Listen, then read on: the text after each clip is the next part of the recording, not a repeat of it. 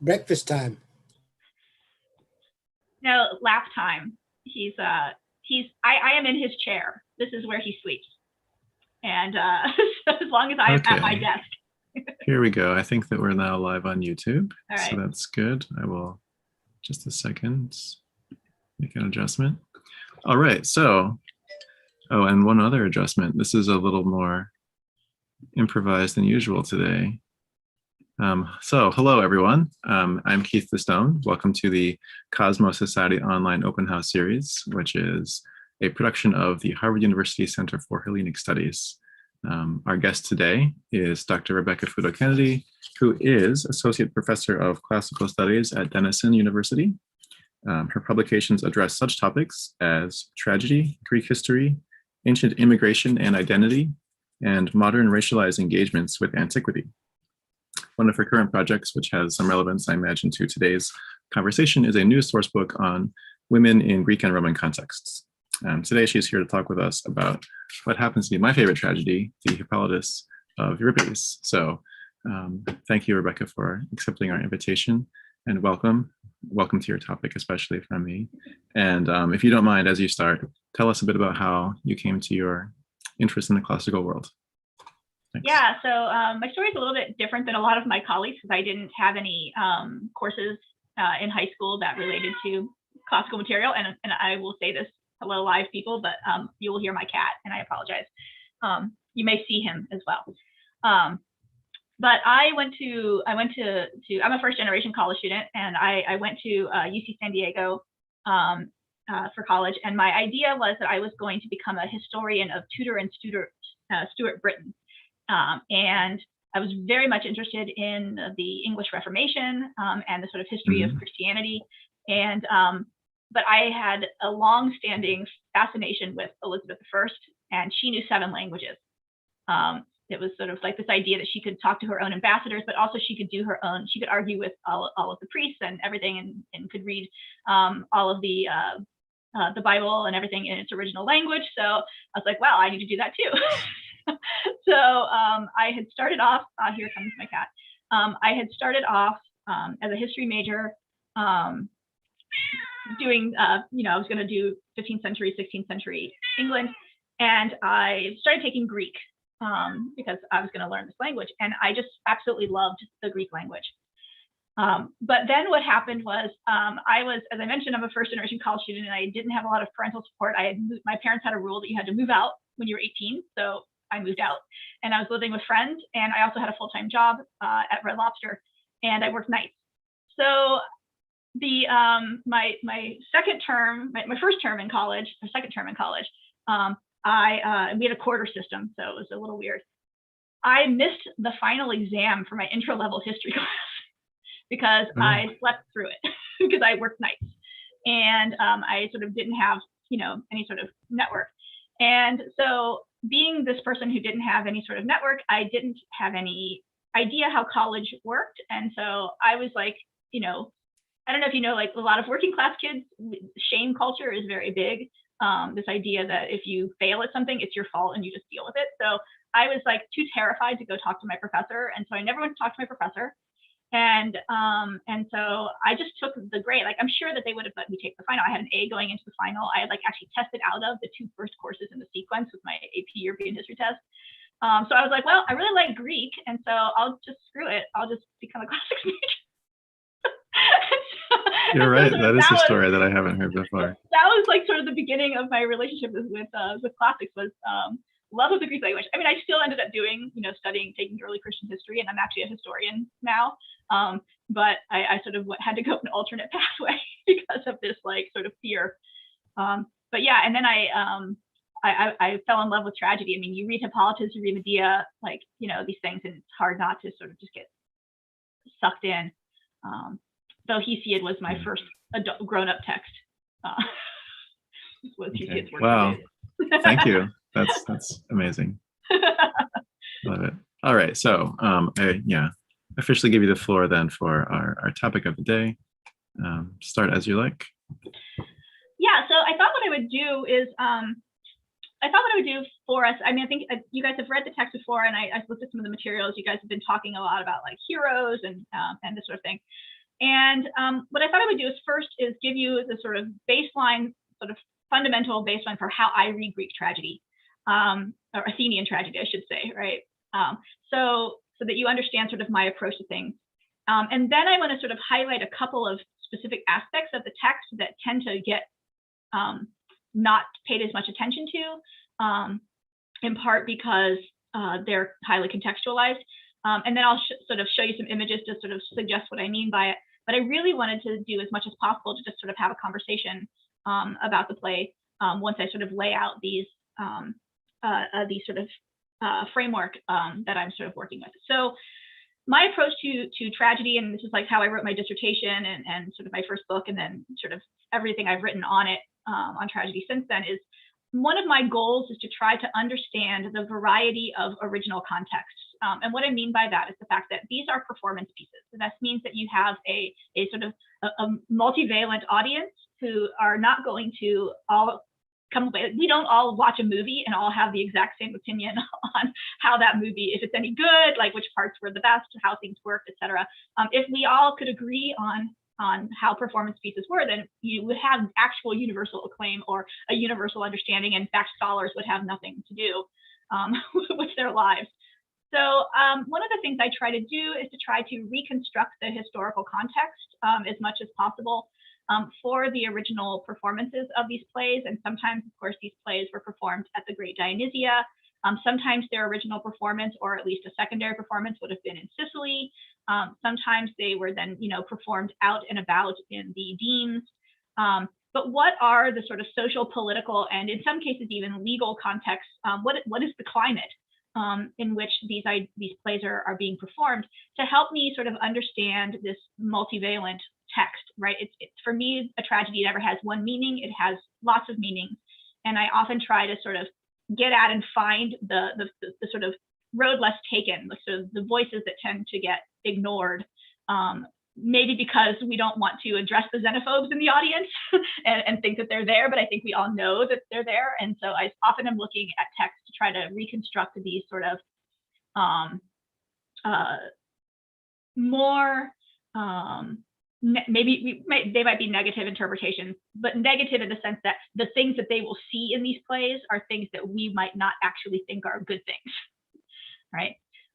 And the part of that is, of course, because my interest is in Athens, in the life of the immigrant, and particularly the immigrant woman within the city, the foreign woman living within the city, because during the course of the 5th century, starting in the 470s, the Athenians passed a whole series of laws restricting, we call them citizenship laws, but in fact what they're actually doing is restricting the activity and restricting the lives of a small group of people in the city who are foreign women. So all of these laws that they're passing laws on requiring immigrants to register. They are banning the children of foreign women from being citizens, even if their husband is a citizen. Eventually they will ban marriage between citizens and non-citizens. And then what we see in the 4th century is this massive uptick, or at least in our oratory, we see a large collection of legal cases that are actually attacking these foreign women. They sort of are a locus of anxiety around citizenship within the city. And so when I see a tragedy, especially one that's being produced at a period of time, around the time of the Peloponnesian War, when we have actual heavy fluctuations in immigration in the city, we have heavy fluctuations in the laws around marriage and children for citizen and foreign women marriages. When I see certain language popping up in the text, I get really aware that, oh, these are hot button issues. Like when you see language of legitimacy and of medics and of the word nothos, the word we often translate it as bastard or illegitimate, these are all hot button topics at the time. And so I sort of think of it like, okay, so if I'm in the audience and I am someone who is like really is pushing in the assembly to have these women and immigrants limited in their access to the city, if I watch a play that actually features these types of people, how am I going to interpret that? Right? How am I going to respond to it? So that is in some ways sort of my baseline approach, is this idea that all texts are multivalent. They're sort of have multiple levels of meaning, and different members of the audience will take different perspectives. And how can I understand them within their historical context? And because if they're interpreted that way in antiquity, they are going to continually pop up in different periods of time with similar interpretations. So that's my baseline approach to how I read tragedy, is as a piece of performance in different historical contexts, as opposed to a sort of abstracted from its reality and as a read text. How am I going to interpret this as if I'm watching a film? So that's sort of there, and I'm happy to sort of entertain any questions or discussion around that sort of approach, because I know that some people still are not into that approach, but that's sort of how I come at it. And then in terms of the Hippolytus itself, just to sort of give you the framework, the key things that I am super interested in this play is the fact that, one, we have an Athenian royal family in exile, though sort of in a context where they are they're in a place that's connected to Athens, but it's still in exile. The dominant number of characters in the play are in fact foreigners, i.e., and I have to be clear, when an Athenian thinks of someone who is not Athenian, they're foreign. A Corinthian is foreign, a Megarian is foreign, a Spartan is foreign, within their legal and within the ancient discourse of how they identify ethnics. They don't think of themselves as Greeks. That might be a tertiary identity. They think of themselves as Athenians first, and the Athenians spent the bulk of the 5th century attempting to differentiate themselves from other Greeks, to in fact present themselves as superior to and better than other Greeks. So we need to recognize that any Greek that enters into that cityscape is relegated to a role of inferior. And so they are foreign. Phaedra is foreign, she's Cretan. Hippolytus is the son of an Amazon, he's foreign. Within the Athenian context, he is and the play's context, he is illegitimate and anathos. Within the play's context, Phaedra speaks repeatedly of her ancestry, her mother Pasiphae, and her sister Ariadne, and the sort of problems of that foreignness. And the language that I sort of focus in on the play with this sort of thinking about this foreignness is the way that the language of disease functions within the play to actually talk about the heritability of negative foreign characteristics within the play, and particularly sexual deviance, because we are introduced to the idea of sexual deviance at the very opening of the play with Hippolytus's adherence to Artemis versus Aphrodite, and he actually says, "I have the heart of a Parthenos," and that is not right. But it immediately links him up to his Amazonian ancestry as opposed to his ancestry through Theseus. And of course, all of the male characters, Theseus and Hippolytus alike, are all what we call metroxenoi. These are Athenians with foreign mothers. And this is a hot topic in Athens always, because people like Themistocles, Cimon, sort of all the famous generals often are the sons of foreign women. And most importantly is at this exact time when this play is being produced, Pericles has recently passed away, and his son, Pericles Jr., by the woman Aspasia, has been given citizenship and has started to become elevated, and is in a few years after this going to become a famous general. And in fact, he's one of the generals executed by the Athenians after the Battle of Arginusae for failure to pick up the dead. And we see around the time that this play is being performed, increasing numbers of attacks in comedy on people who have been made citizens, even though their mothers are foreign, because of the military crisis that's happening in the city. So that's the sort of framing that I have for this play, trying to understand the language of foreignness and the language of disease and how those things connect, and how they connect explicitly through ideas within the play of sexual deviance between Phaedra and Hippolytus, and then even Theseus. So I'd sort of just like to open it up then and see if there's any specific things that we want to sort of think about within that framework. I can also talk a little bit before or during about Amazons and sort of how the language of Amazons fits in there. I have some pictures to sort of show you what I mean by the sort of wrongness of Hippolytus positioning himself as a Parthenos within the play. Yeah, great. So yeah, does anyone have any questions at the moment? Or comments, or just things comments? Yeah, I can't see all of you on this view, so just speak up if you do. I was picking up Rebecca on that language about heritability and like plants and animals. I think. Jackie's. Oops, wait, I'm on mute, I think. There right? you go. Now we can hear you. Okay. When you were talking about foreignness, because when I read I'm not sure I say it right. Hippolytus. What really struck me was boundaries, and that relates to foreignness because he's a citizen of well, right away Aphrodite talks about boundaries in our sacred space right at the beginning, but he's just stuck in this, his chariot run here, and he will not make the leap to be with a woman. He'll not make the leap to be head of state. He'll not make the leap. So he's someone who can't get beyond his boundaries. And it just seems that permeated. And Phaedra's one who's trying to hold back from, jumping over all these boundaries. So it just seemed that was what struck me the most about this poetry. Yeah, what's interesting is that very opening scene when Phaedra, when we first meet Hippolytus, he actually says when Aphrodite refers to him, she actually uses a phrase that is used throughout Athenian discourse and in Herodotus and elsewhere to refer explicitly to people who are aiming at tyranny.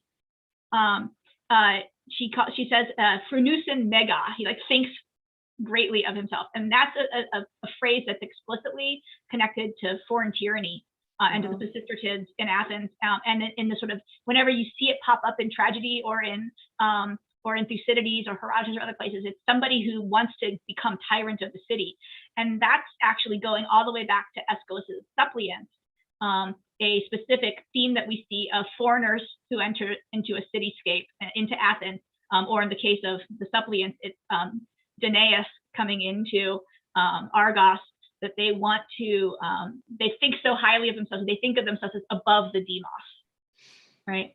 And so that's, I think, a really interesting thing for thinking about boundaries. That Hippolytus, though, right, he doesn't want to, he sets a hard boundary for himself that is considered an unnatural boundary. Right. But then by the very virtue of who he is, he already violates other boundaries that the city has set. So he's this liminal figure, already, and he sort of inhabits an in-between state. The nurse says at one point when she's trying to convince Phaedra to not kill herself, she says, because Phaedra's starving herself, right? So the nurse is like, you need to stop. And she actually points to her own children, who are Demophon and Lycamus, who become, Demophon becomes the king of Athens after Theseus, and says, this guy Hippolytus is a Nothos, but he wants to be Genesios. And if you die, right, so Genesios is the legitimate son who can inherit. And he says, if you die, Phaedra, then no one will be here to protect your son's interest, and he will take what is their right? He'll violate that boundary between the Nothos and the Genesios. So I think that, yes, this language of boundaries, and this is actually, we call it metoikia, which is the legal status that people in the reality of Athens, Phaedra and Hippolytus both would have occupied this status called metoikia, which is emetic, which is for resident foreigners. And the whole thing is about trying to create, the laws are about trying to box them in and create boundaries that they can't cross. And people who cross them get attacked. And so this is why we see lots of attacks on Aspasia, Pericles' wife, on the stage, because she's violated that boundary between the citizen and the non-citizen in an egregious way. And Phaedra actually does that as well. And Hippolytus is the result of that violation of boundaries, right?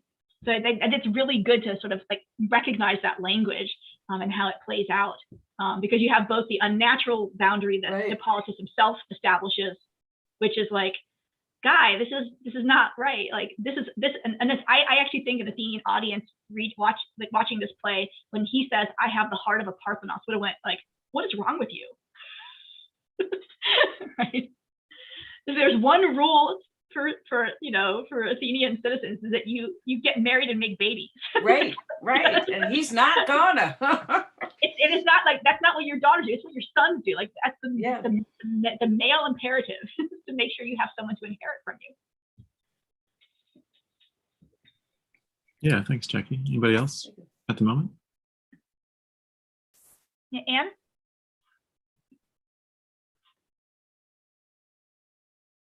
You're muted. There, okay. Sorry. Thank you for that. I'm so pleased to see some of these issues coming up into discussion. One thing that struck me as I read it again, which I don't think it struck me, you know how you read things and you see something different each time. Yep. Particularly after what you said about your own background. I'm an old Marxist, and I saw in the nurse a lot of class things going on. Mm-hmm. And I wondered, you know, if you had any comments about that. She continually says ordinary people have to deal with things this way. Fedra deals with them that way, but we can't do that. We have to do it this way. And also the fact that she's prepared to come to terms to some extent, to actually say to Hippolytus, look, you know, Fedra fancies you. Is there anything we can do about this? And I think what's she doing there in terms of her own class position? So yeah, I just wanted to introduce the idea of class into these other issues that you're talking about. I think it's actually really super impossible to disentangle issues of class, gender, and in this particular instance, when we're talking about this metoikia, I would say race, as well as ethnicity. So, and I should probably flag that word because I do a lot of research on the issue of race, but specifically race as we kind of understand it in the modern world as relating to the sort of skin color and the transatlantic slave trade is not how it operates in the ancient world. We want to think about the categories that we use, right? So think in the US we have a census. So the categories are the sort of markers of your position within a racial hierarchy. The census, the US Census, is actually the tool. And so when I talk about race in antiquity, I'm specifically talking about the way that the Athenians used these legal structures to craft this metic category versus citizen category. So I'm not talking about like, you know, sort of other modern connotations. So I would put class and race and gender all in these things because these are all actual forms of hierarchy creation, right? Or recognitions of different statuses. And so they actually share mechanisms, which means that, you know, because the nurse is also an enslaved character, right? So she's not, it's not just that she's representing, you know, choruses and figures like the nurse or a pedagogus and other things. They often represent the sort of average person, but they're enslaved person, right? So it's actually even more class based, yes, right? And her sort of representation, like again, you have a sort of situation where this figure, this nurse, she doesn't come off well, no, right? And I think it's absolutely about her status as her status as enslaved and as low class. Yeah, Phaedra blames her at the end, doesn't she? She says it's all your fault. Yeah. Yeah, even though Phaedra from the very beginning, right? It's all her fault. It's all her. Yeah. But the actual fault for Phaedra for most of the play is her own royal descent, right? She emphasizes time and time again, mother, I've inherited your disease. Mother, I've inherited your unnatural passion, right? Because her mother's Pasiphae, right? The woman who falls in love with a bull and creates a minotaur. Yes. Right? So this is where she actually positions herself. And then at the end, it's the nurse's fault because if you're going to pass blame, you're going to pass the blame onto your enslaved person, your enslaved servant, because then you can absolve yourself. And she can't let go of her. She can't see herself as the equal of the nurse, right? Even in her shame, she's better than the nurse, but she is because she's royal, but she's screwed up royal. Yes. Okay, thank you. I look forward to the rest. Thank you. Yeah. I think people often forget that she's the daughter of Pasiphae and what Pasiphae is known for, even though she invokes it in the play. She invokes it obliquely. She doesn't say like, you know, Mom, you had sex with a cow, you know, in costume, right? It's an interesting myth family, as it were. Yeah. All right, great. Well, why don't we continue for now and come back for more comments and questions? So I thought I would bring up, so I mean, obviously we've got this situation with Pasiphae and the bull, and I should see if I can find, there's a famous vase painting that actually shows Pasiphae breastfeeding the Minotaur. But I don't know if it's an open source one, but it's like little baby Minotaur, and she's like holding him as if she were breastfeeding him, and he's sort of like resisting her. But that's the sort of descent line on the side of Phaedra. And then we also have the references within the play to Ariadne, who is her sister, right? Who in the mythscape of the Minotaur story is the sister who helps Theseus escape from the labyrinth and betrays her family for love, right? And then in one version of the myth, she is then abandoned by Theseus on the island of Naxos, and the god Dionysus finds her sleeping as she's laying there in despair at having been abandoned by Theseus, and she then becomes his wife, and they go off and live happily ever after in the stars. But the other version of the myth, which some scholars think this play refers to, is that she actually abandons Dionysus. She's already bound to Dionysus, and she abandons him for Theseus. And so she's then sort of cursed for being unfaithful to Artemis curses her at one point in the play for being unfaithful to her brother. So she has a whole family of deviant behaviors, and it all ties into this story of the former subjection of Athens to Crete, right? Through the having to send their children, 7 daughters and 7 sons, to the island to be fed to the Minotaur in the labyrinth. And so that sort of lingers behind this story, and that the marriage of Pasiphae to Theseus is in some way a diplomatic resolution to this conflict as the star of Crete falls and the star of Athens rises, right? Hippolytus, on the other hand, is the child of the kidnapped Amazon.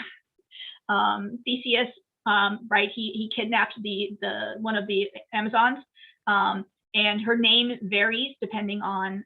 Sometimes she's called Hippolyta, sometimes she's called Antiope. Different versions of the myth have different names associated with her, but the kidnapping of the Amazon queen is actually the reason why the Amazonomachy, which is the attack of the Amazons on the city, which is one of the big sort of, in the way that Theseus's heroic status is established, starting in the 5th century, we actually have his own labors, sort of mini labors that are set beside Theseus's, so with Heracles's, so he sort of shares similar labors to what Heracles has. And one of his is the Amazonomachy, which is saving the city from an attack by the Amazons, which in Athenian iconography in the public spaces is actually structured parallel to the Persian Wars. So there's a famous building in the Athenian Agora called the Stoa Poikile, which you may know of because it's where the Stoics get their name from. This is the building that they hung out in. And that building has 4 famous paintings on it, which disappeared sometime in the Roman period. But they were painted, and they were 2 historical paintings and 2 mythical paintings. And so one of them actually shows the fall of Troy. And what it actually shows, the centerpiece of the fall of Troy, is actually Demophon and Acamas, the 2 sons of Theseus, who are referenced in this play, but their names aren't brought up, holding a trial for a guy named Ajax Locris, also known in the Iliad as Ajax, the little Ajax, or Ajax the Lesser, or one of these things. But he is the guy who raped Cassandra on the altar of Zeus in the sack of Troy. And he is the reason why the Poseidon and Athena sent the storms that scattered the ships. And so that people didn't get to go straight home from Troy. And so what you see in the 5th century is the development of a myth that the 2 Athenians there, Demophon and Acamas, who may only have been inserted into the story in the 5th century, right, depending on where you put them in the catalog, where you do with the catalog of ships, they hold a trial for this guy, little Ajax. And so the painting in Athens of the fall of Troy actually has in its center an altar with Demophon and Acamas, and then little Ajax with his hand on the altar swearing an oath. So it seems to represent that. And then next to that, they have the fall of, they have the a version of the Persian Wars. The Battle of Marathon is represented next. And then on the other side of that is an Amazonamachy. And then on the other side of that is a battle that we're not sure which battle it is, but it seems to actually be also the Battle of Marathon, showing when the Plataeans showed up to support the Athenians, and sort of gives that credit to the Plataeans, who were sort of an unofficial Athenian deme at a later period. So you've got these mythical paintings that always position the Amazons as a threatening force. And I'm going to show you guys a vase image to sort of give you another idea. This is a really common representation of on Attic vases from the 5th century, particularly between 470 and 440, 430, of what an Amazon would have looked like. I'll show you a couple images to give you it. These are all from the New York Met, and they're part of their open source online database that you can just go in and look. If you just put Amazon into their search, you'll find them. But this one is from around 440, and I want to point out, so this is an Amazon here, right? This is an Amazon here, obviously, Amazon here. One of the things that you notice is that they are dressed in what we would consider the appropriate chiton for a Parthenos, because one of the hallmarks of the Amazon is that they are unmarried forever, right? And they reject marriage, and they reject men for the most part. Then you'll often see them represented. So here we have the sort of fancy leggings, also the specific cap. And here I'll pull up this other image so you can see it. Chiton with the sort of animal printed pieces, and then what we call the Phrygian cap. There's an assimilation of them to Persian and Scythian representation. But they still have always on top of that, or without the leopard print or animal print pattern pants, they have the chiton representing their status as a Parthenos. And this seems to represent the status of the Amazon as both repelling and desirable simultaneously. The desired as a Parthenos, but then repellent as one who rejects their proper sort of social role and their place in the sexual economy of the city. And of course, they're foreign, and so this sort of makes it even worse on top of it. There's actually an Attic vase that is in the Vatican, which I can't show you a picture of because the Vatican doesn't share it. They may have made this particular one public yet, but I haven't checked. But it actually shows a Greek man and an Amazon. And the Amazon is running, and the Athenian or Greek, however they want to do it, is chasing her, and she's looking back at him, and their eyes actually are meeting, and it's a kalos vase. And over the Greek it says kalos, and over the Amazon it says kale. So this actually shows this sort of this tension between rejecting Amazons because they reject proper social structures, and admiring and like finding them desirable. As nubile sort of, Parthenoi. And so this is actually the language that surrounds Hippolytus in the play, actually situates him within this dynamic of the Amazon. He's a male version of his mother. And that's sort of what makes him threatening and what makes him difficult and what makes him not fit. Because we always have to think about Theseus Theseus doesn't have any problem believing that he raped Phaedra. He totally believes it. Like, it doesn't even cross his mind to question it. What does that tell us about his relationship to his father, right? And what does that tell us about what other people think of Hippolytus? And so I sort of will always want to have in the background that we have these two sort of branches of diseased tree that coalesce into these two figures of Phaedra and Hippolytus. And the figure of Theseus, who also is of questionable status, he's not descended from the Athenian autochthons. He has a foreign father, or has a foreign mother, and his father Aegeus is also not of the autochthonous branch of the Athenian royal family. And so, and then of course Theseus is exiled and dies outside of the city and is exiled after the events of this play. So for murder. So none of the figures in this play are particularly Athenian. Like they don't represent that sort of ideology of the pure Athenian that the Athenian propaganda itself promotes on things like the Parthenon and the Erechtheion, and in their wall paintings and in other contexts. And so what happens, people always say like Euripides is sort of what happens when you take sort of normal people and put them into heroic context, and it sort of things go badly for everyone involved.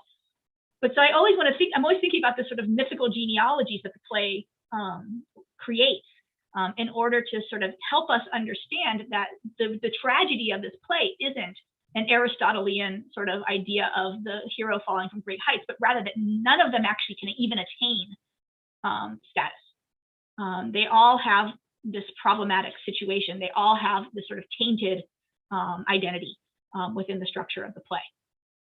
So that's and the Amazon in many ways is a sort of figure that captures this for us in so many ways, that both Hippolytus and Phaedra can sort of share that rather dangerous identity that the Amazon holds in the Athenian mythscape.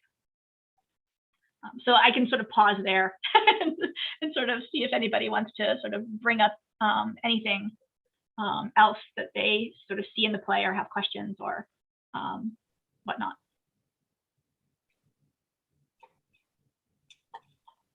Go ahead, anybody? This is Bill. Great conversation. What do you make of Theseus's trouble with women? He doesn't seem to do well. I mean, Heracles doesn't either, right? I think this is one of the problems of heroes. They don't do well with women. They don't do well with other people, generally speaking. I mean, at least Theseus hasn't murdered his families accidentally. So I think in that way, he's got that going for him. But yeah, I mean, go ahead and finish your thought. Well, just that. I think with the Hercules, at least he's has some children at the end. But I don't think Theseus has anybody. After the Trojan War, both his sons died pretty rapidly. Yeah, but in the Athenian mythscape, they don't. Oh, so, they don't. Demophon and Nicomas are his children, and Demophon becomes king, and we actually see Demophon in the Heraclidae. He's the king in Euripides' play, the Heraclidae, the sons of Heracles, who actually negotiates whether or not they're going to accept Heracles' sons into the city as refugees because and give them asylum because they are being hunted down by Heracles' enemies.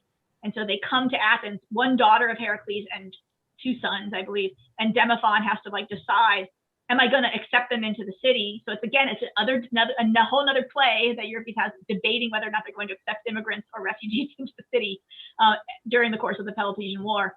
And they decide that the only way they can let them in is if, so Demophon goes and gets an oracle, and the oracle says the only way that they can prevent Athens from falling if they take these refugees in is if someone dies.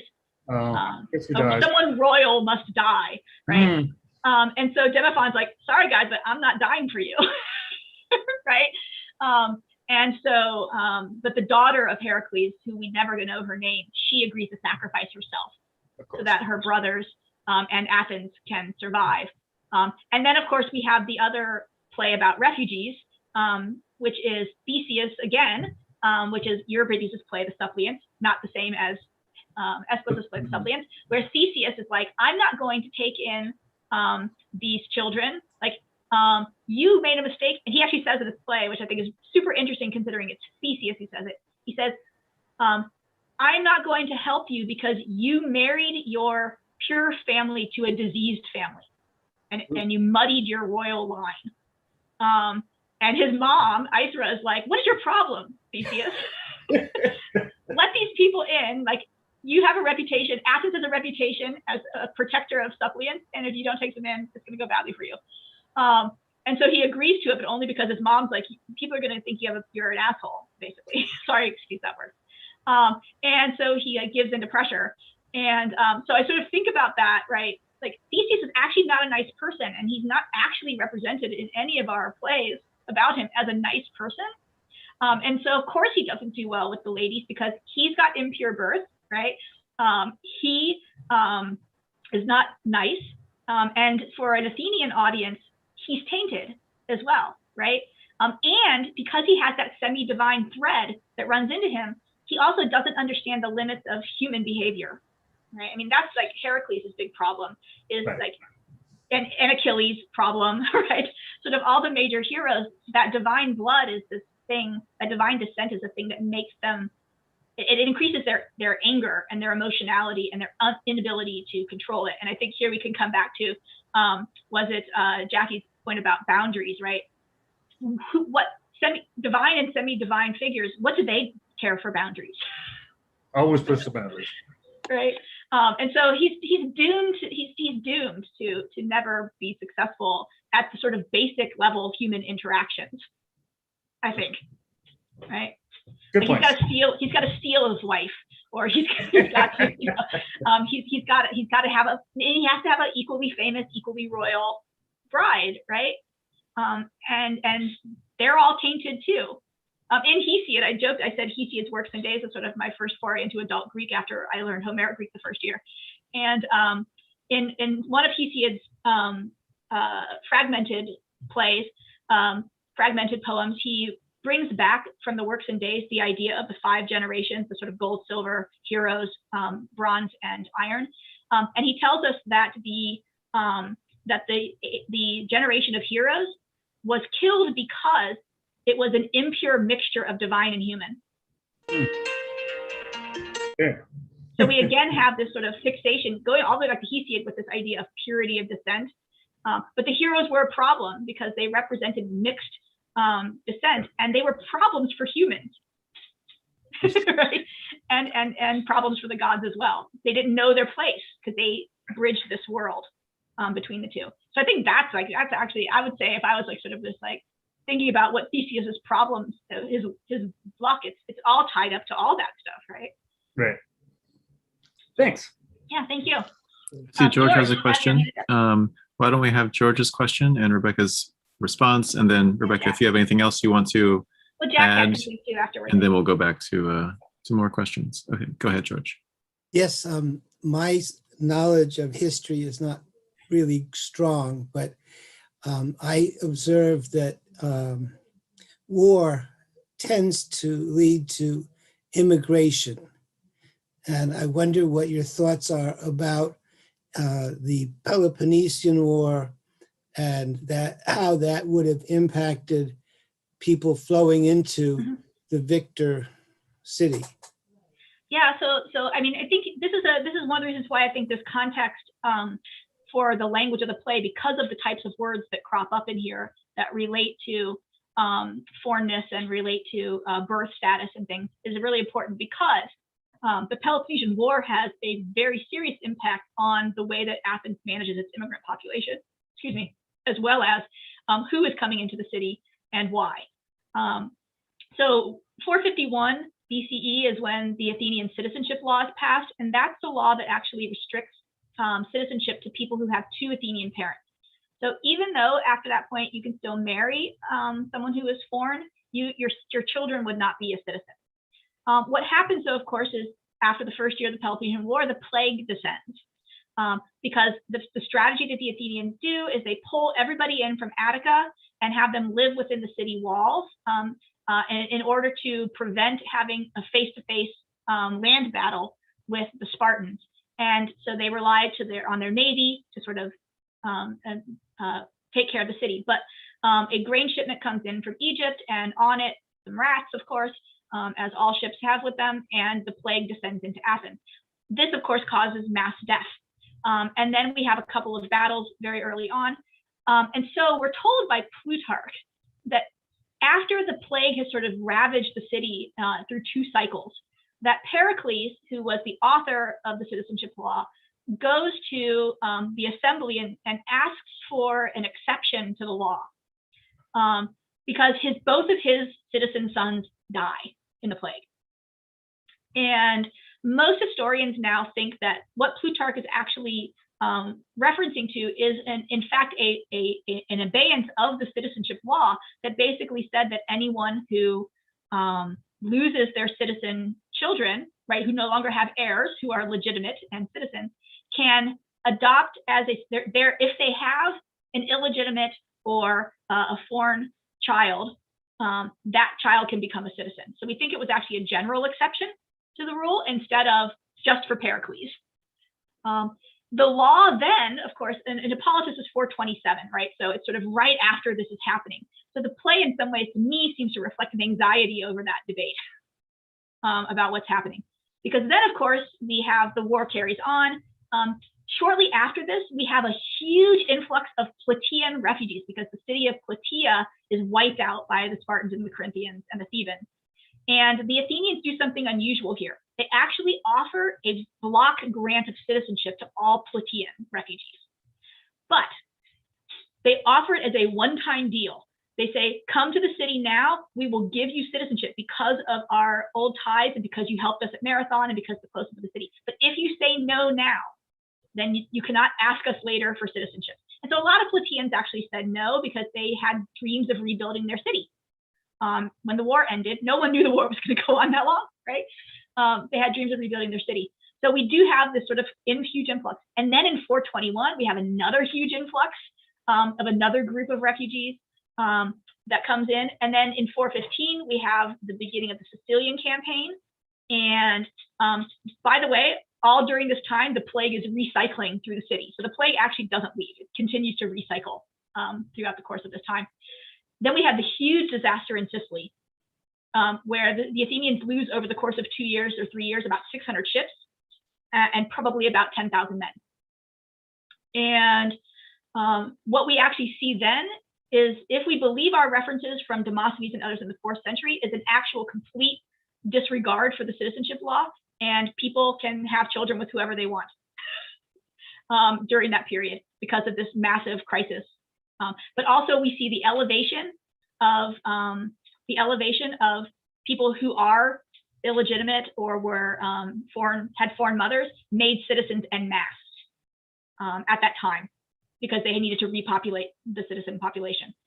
And what we then see in 404 at the end of the war is the reign of the 30 tyrants, but then the restoration of democracy. When the democracy is restored, there seems to be a huge backlash against all of that openness and of this allowance of these children of foreign mothers to become citizens. They immediately, the first thing the democracy does when it restores itself is they reinstate the citizenship law, and they reinstate a ban on property ownership by anyone who isn't a full citizen.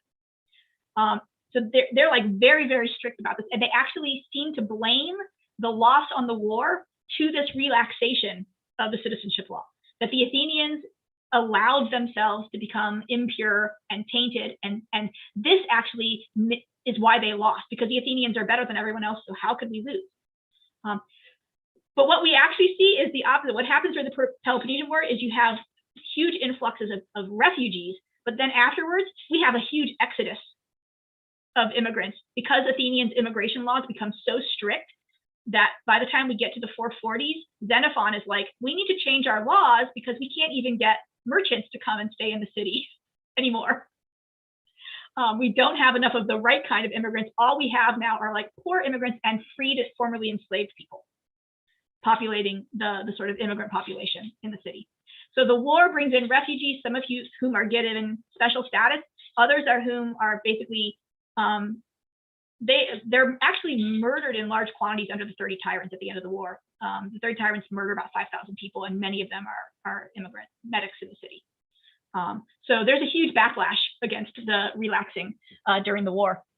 And I think that informs the rest of the thing. So this play actually comes, as does Euripides' Suppliants, as do the Heraclidae, come in this climate when the Athenians are actually really grappling with this problem of immigration and their own xenophobia and their own sort of fixation and popular propaganda everywhere in the city of their own superiority to other Greeks.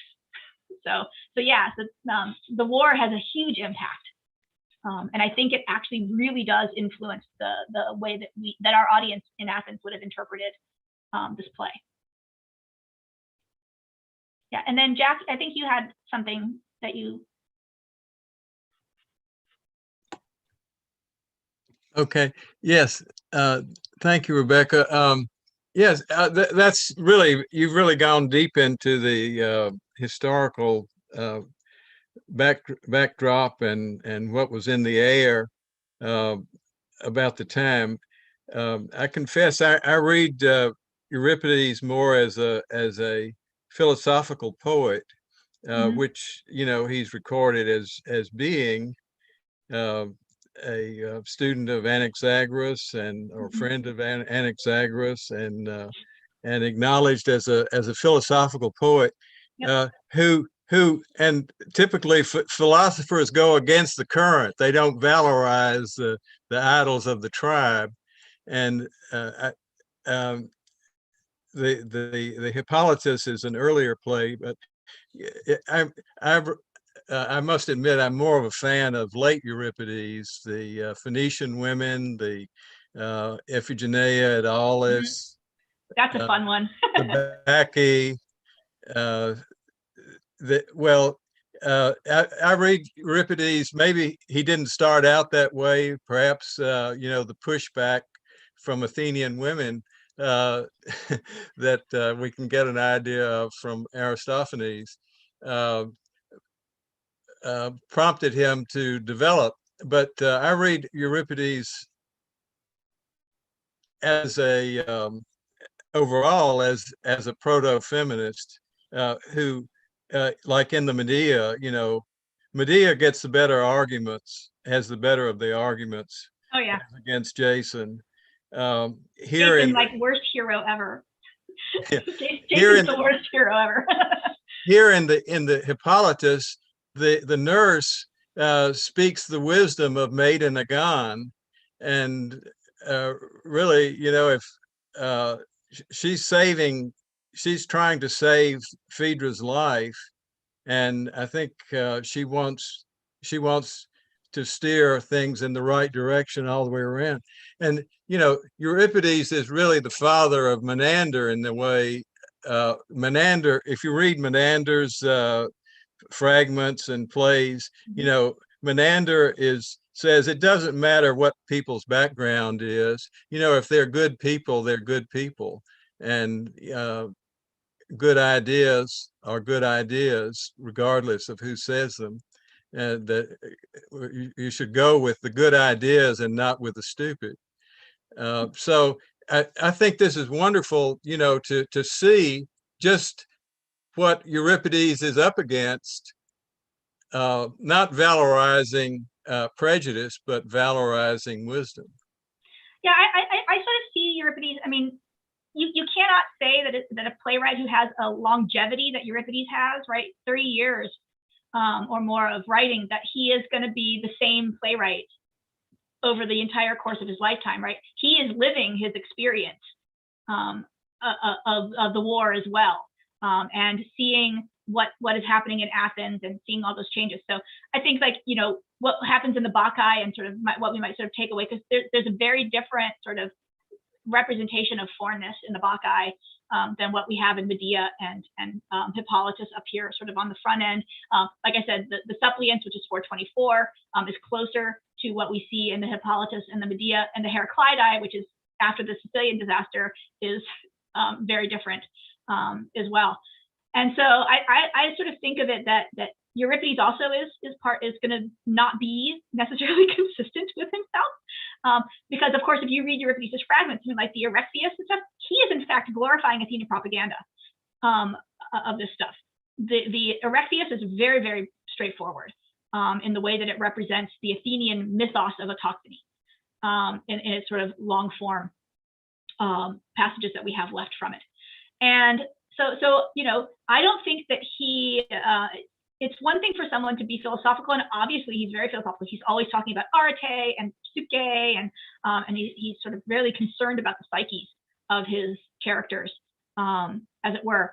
But I think we need to give him the ability to breathe and grow and change as well, from the young man that he is when he starts, right? Because he's actually producing plays as early as the 440s. As far as we know, we just don't have them, right? And he's still he's having plays produced posthumously, in 402 or whatever. So he and Sophocles are, sort of overlapped in that way. So I totally agree that there's a lot of this sort of philosophical thing, but I think that is actually the thing that allows him to be dynamic. and he exists in this landscape. And sometimes the plays that he presents give footholds. They give clear footholds to people who hold these xenophobic views to actually use what he says.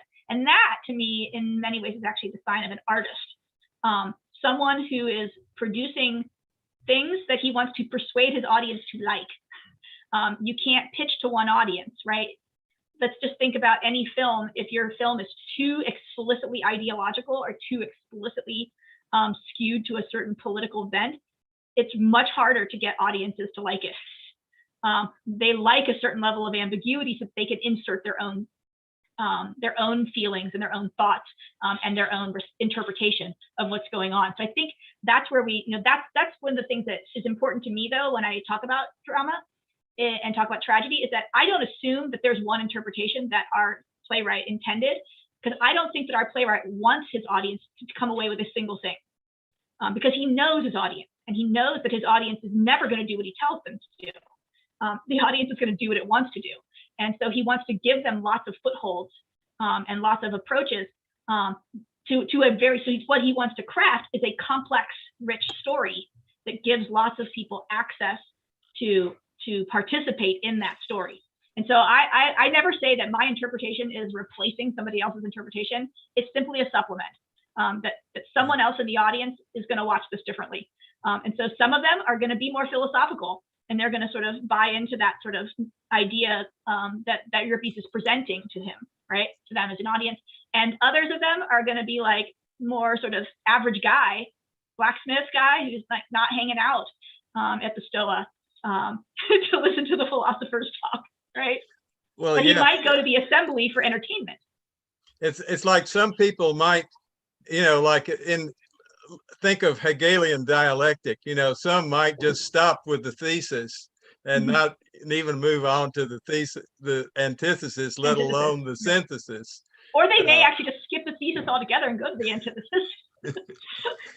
So I think we need to give our audience credit for that. Well, but Euripides, in some of these agonies, is like Plato. He makes the counter argument probably better than it was ever made by the Gorgias or whoever put it forth in the first place, and yet he refutes it afterwards. So we have these fragmentary plays, and you see this argument well made, but sometimes in the performance you find the contradiction to the wonderful words, the big words. Yeah, but I think too, if you and I think this is where I will differ from some of my colleagues in my readings, that I am a historian. And so because I'm reading this within the context of legal history and social history and political history, and I'm reading this within the frame, I actually think of tragedy as it's closer in its kinship to oratory than it is to epic. It may carry epic stories and have epic themes, but the actual practice of the performance and the actual way that the language is structured in the dialogues, and even in the later choruses, but particularly in Aeschylean choruses, is really actually in tune with what you read in Demosthenes and Isocrates and Isaias and Lysias and these other authors. The themes that they're interested in, the things that they're bringing, the language, the actual direct language, the words that they're using, actually in the story itself. So sort of if you set the choruses aside as a sort of more epic sounding or lyric, right? They're lyric sounding text. They're engaging in this language of persuasion and the language of the courts, often that is oftentimes more times than not. And so when I come into this stuff, right, I sort of see it, I see that language, and I'm like, well, what is this word doing here? Why does this word show up 7 times in this play? Clearly, it's going to notch something in the audience. My job then is to figure out what light bulb is it turning on in different members of the audience, right? And so for me, that's really why my reading would be so different than someone who sort of looks at this within the philosophical tradition, or looks at this within even the sort of epic tradition, and within the context of things like the Little Iliad, where a lot of these stories might draw from, because I'm really super interested in how it's going to play on the ground in the actual to the actual Athenians who are debating these very issues, right, in the assembly at that moment. Yeah, but in the end, it's art. I think, you know, we're together on that, aren't we? But art, yeah, but art and this what makes art great. Art is great because it doesn't have one point. Art that only has one perspective dies. Yeah. Right? Poem should it's not open. mean but be. Yeah. It's not open enough to the audience to engage it. Right? Thank you so much. Yeah, I wanted to sort of Thomas put a comment in the chat that I just sort of wanted to look at really quickly, where he says, methinks that the Athenians of 400 BC were the original know-nothings, right? Also, it seems that these know-nothings only relaxed their citizenship laws when Athens is in danger of being relegated to the dustbin of history. Yeah, I mean, whenever they relax the laws, it's because they're in serious crisis. They never get rid of the system. The laws get increasingly harsh over the 4th century, and I think it has to do with the fact that most of the foreigners in the city are freed slaves, which brings back our issue of class, right? They have no respect for them. It's increasingly women as opposed to rich merchants like Lysias. But it doesn't end until the city is no longer independent. Like Philip and Alexander basically put an end to it. Like you no longer get to decide who's foreign because we control you now. So they still allow them to have citizenship, but it's really ornamental kind of thing. And it is exactly at the time when they are relegated to the dustbin of history as the sort of dominant players in their own narrative. They actually, that's when they finally give up their anti-immigration and anti-foreigner laws. Is only when they have no choice, when they're actually dominated by foreigners. So I thought I wanted to highlight Thomas's comment because I think it actually really gets right to a real point. Yeah, if I could just maybe ask one last question. I know our hour is just passed. How do you fit the emphasis on moderation into all of this? It's a big preoccupation in the tragedy. It's a huge issue in here, right? Well, of course, none of the figures are moderate, right? So first off, we've got the fact that none of the characters are actually characters of moderation. So all around, we have a failure of moderation within the play. This is Dash, by the way. Hello, Dash. He wants to go to Olympia. But it is, I think this is one of the things that it often gets brought up, particularly in this period, when we're sort of just heading out of the Periclean age, sort of Periclean period, because Pericles has just recently passed away. And if we follow Thucydides, which, you know, obviously we have to be sort of careful about following Thucydides' assessment of this period, but this is a period when we have the rise of politicians who don't actually exhibit moderation, right? Pericles' policy, which is actually pretty radical, was let's preserve our strength. Let's have keep the city together. Don't go take any big chances. And the first thing they do after Pericles dies is they start sending out offensive expeditions.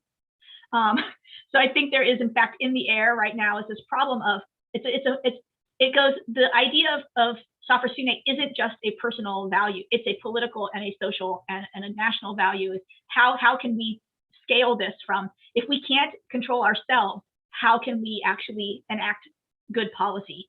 And how can we actually function as a society? Democracies are dependent on people willing to moderate, right? And the Athenian democracy is no different there. If you have entrenchment into extremes, what you end up having is a city, is that you end up having a city that becomes dysfunctional, that makes bad policy, and that eventually will lose in the war, right? So I think that's actually, it's a super potent political concept in this period during the Peloponnesian War, and this is why it makes its appearance in Thucydides. And also, right, Herodotus is publishing his full history just around the time when the Peloponnesian War starts. It's all in the air, and I think that it's another central figure, but it's like, it's got to be a personal, it can't be a national value, it can't be a political value if it's not also a personal value, right? This idea that these things scale outside of the individual. So that's where I would sort of situate that within here. Right. Thank you. Well, in the interest of moderation, we've gone a little bit over, but we won't go too much over. So, Rebecca, thank you so much for this wonderful conversation. Thank you so much for all of your questions here. Comments and questions. You guys are clearly this is a great sort of discussion group. You guys get to really dig into text really well. I'm very fortunate to have something like this. Well, thank you. Hopefully we can have you back sometime. So thanks to all of you who are watching.